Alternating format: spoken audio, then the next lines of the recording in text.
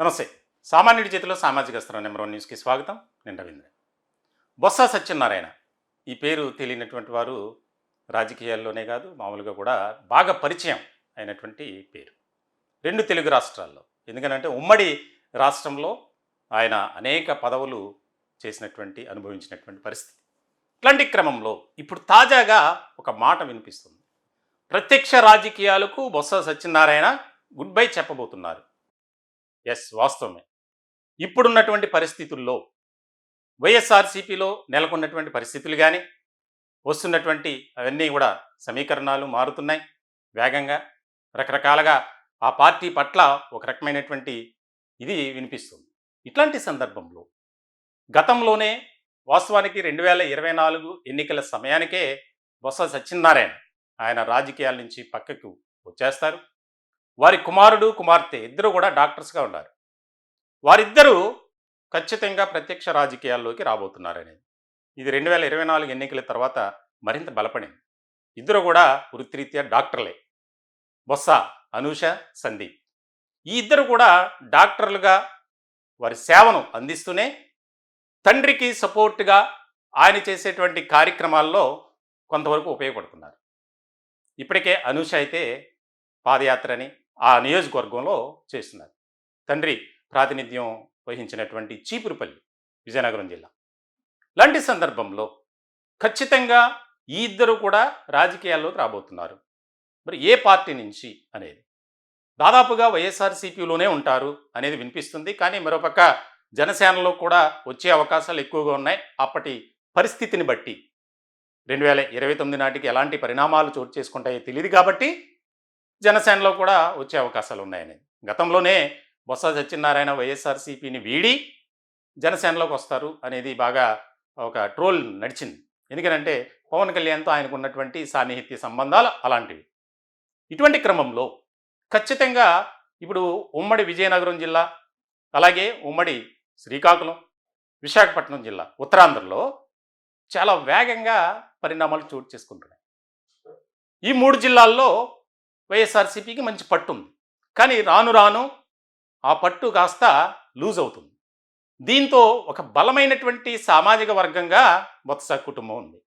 దాదాపుగా వారి కుటుంబ సభ్యులు కానీ, తాతలు కానీ, ముత్తాతలు కానీ అందరూ కూడా ప్రత్యక్ష రాజకీయాల్లో ఉన్నటువంటి వారే. బొత్స ఝాన్సీ ఆమె కూడా రాజకీయాల్లో ఉన్నారు, బొత్స సత్యనారాయణ భార్య. ఇలాంటి క్రమంలో బొత్స కుటుంబానికి ఒక ప్రత్యేకమైనటువంటి గుర్తింపు ఉంది. వారు రాజకీయాల్లో ఉన్నప్పటికీ ఎలాంటి వివాదాలకు తావివ్వకుండా ప్రతి వర్గాన్ని హక్కున చేర్చుకుంటారు. సేవా కార్యక్రమాలు చేయడంలో ముందంజలో ఉంటారు. దీనికి సంబంధించి ఎక్కడా కూడా వారిపై ఎలాంటి బ్యాడ్ మార్క్ అనేది లేదు. సో ఇలాంటి సందర్భంలో వీరు ఇప్పటి నుంచే దాదాపుగా గత 6 నెలల నుంచి బొత్స కుమారుడు కుమార్తె ఇద్దరు కూడా యాక్టివ్ రోల్ అనేది ప్లే చేస్తున్నారు. ఒక పక్కన డాక్టర్లుగా ఉంటూ మరోపక్క రాజకీయాల్లో ఆయా చిన్న చిన్న కార్యక్రమాల్లో పాల్గొంటున్నారు.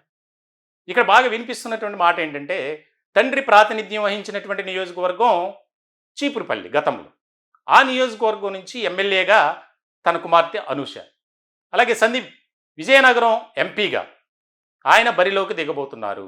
ఎందుకంటే ఆ ప్రాంతం అంతా వారి సామాజిక వర్గం, అలాగే వారికి బాగా పట్టున్నటువంటి ప్రాంతం. సో ఇలాంటి సందర్భంలో వైఎస్ఆర్సీపీలో ఉంటారా, బయటకు వస్తారా? ఆల్రెడీ వారు పార్టీలో యాక్టివ్ కాకపోయినప్పటికీ వైఎస్ఆర్సీపీలోనే వారు ఉన్నారు ఇప్పటికి కూడా. ఇలాంటి సందర్భంలో ఎవరు కుమారుడు కుమార్తె ఖచ్చితంగా వారి రాజకీయ భవితవ్యం, పొలిటికల్ ఫ్యూచర్ ఏదైతే ఉందో దానికి సంబంధించి త్వరలోనే బొత్స సత్యనారాయణ ఒక కీలకమైనటువంటి నిర్ణయం తీసుకోబోతున్నారు అనేది బాగా వినిపిస్తుంది. ఇలాంటి సందర్భంలో గతంలో 2 సందర్భాల్లో అక్కడ ఉన్నటువంటి కొంతమంది జనసేన నేతలతో కూడా బొత్స సత్యనారాయణ సాన్నిహిత్యంగా ఆయన కార్యక్రమాల్లో పాల్గొన్నారు అనేది, అలాగే డైరెక్ట్గా పవన్ కళ్యాణ్తో బొత్సకు మంచి రిలేషన్స్ ఉన్నాయి. ఎప్పుడు కూడా మాట్లాడుకోవడం జరుగుతుందంట. దీనికి సంబంధించి ఒకవేళ ఆ ప్రాంతంలో జనసేనను మరింత బలోపేతం చేయాలి అంటే ఖచ్చితంగా వీరి పాత్ర, వీరి రోల్ అనేది ఇంపార్టెంట్. కాబట్టి ఆ రకమైనటువంటి చర్చలు కూడా, సంప్రదింపులు కూడా జరుగుతున్నాయని తెలుస్తుంది.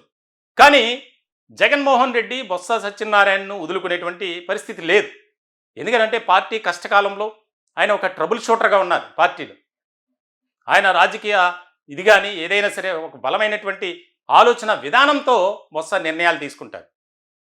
ఆయన తండ్రి స్వర్గీయ వైఎస్ రాజశేఖర రెడ్డి ఆయన దగ్గర నుంచి పనిచేసినటువంటి వ్యక్తి బొత్స సత్యనారాయణ.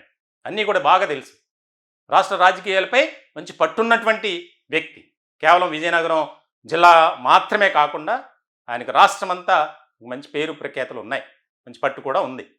ఒక బలమైనది ఉంది. ఇట్లాంటి క్రమంలో బొత్స సత్యనారాయణ కనుక మనం వదులుకుంటే పార్టీ ఇప్పటికే వైఎస్ఆర్సీపీ కష్టకాలంలో ఉంది. ఎవరెప్పుడు జైలుకి వెళ్తారో తెలియనటువంటి పరిస్థితి.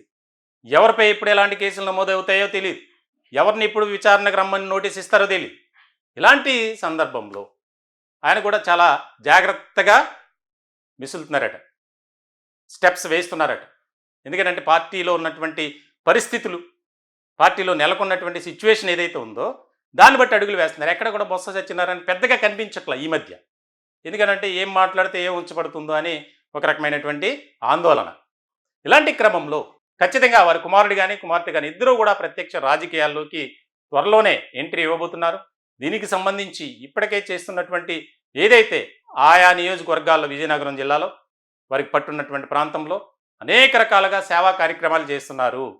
తండ్రి వారసత్వాన్ని అందిపుచ్చుకొని మరింతగా రాజకీయాల్లో సక్సెస్ అవ్వాలి, విజయవంతంగా మన లైఫ్ని లీడ్ చేయాలి. ఒక పక్కన వృత్తిపరంగా డాక్టర్లుగా సేవలు అందిస్తూనే మరోపక్క రాజకీయాల్లో కూడా ప్రజలకు సేవలు అందించాలి అనే ఒక ఆలోచనతోనే ముందుకు వెళ్తారు అనేది కూడా స్థానికంగా జరుగుతున్నటువంటి చర్చ. మొత్తానికి ఇదే జరిగి బొత్స సత్యనారాయణ సైలెంట్ మోడ్లోకి వెళ్ళి వారిద్దరూ కూడా బొత్స వారసత్వాన్ని అందిపుచ్చుకొని జనసేన ద్వారా కనుకుంటే ఆ ప్రాంతంలో ఖచ్చితంగా వైఎస్ఆర్సీపీకి పెద్ద నష్టమనే చెప్పొచ్చు. ఈ టాపిక్పై మీ విలువైనటువంటి అభిప్రాయాలు కామెంట్ రూపంలో తెలియజేయండి. దయచేసి మా ఛానల్ని సబ్స్క్రైబ్ చేసుకోండి. Thank you.